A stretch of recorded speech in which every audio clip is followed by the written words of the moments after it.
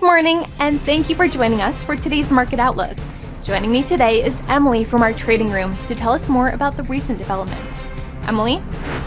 The US dollar declined broadly, hitting a more than 1 week low against the safe haven yen, Swiss franc, and euro, pressured by a surprise downgrade of the US government's credit rating, even as trade tensions also weighed. London stocks ended at a 7-week high as the UK struck a wide-ranging deal with the European Union in the most significant reset of ties since Brexit, while a Moody's downgrade of US sovereign credit rating reverberated across global markets. US stocks finished near the unchanged mark, with market sentiment weakened by the downgrade of the federal government's perfect sovereign credit rating, owing to its huge debt profile.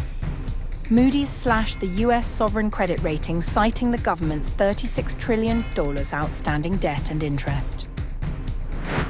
The dollar-yen pair edged lower in the last session. The stochastic indicator is giving a positive signal. The Bitcoin-dollar pair plummeted in the last session. The stochastic RSI is giving a positive signal. Gold prices traded sideways in the last session. The stochastic indicator is giving a positive signal. Crude oil prices traded sideways in the last session. The ROC is giving a positive signal.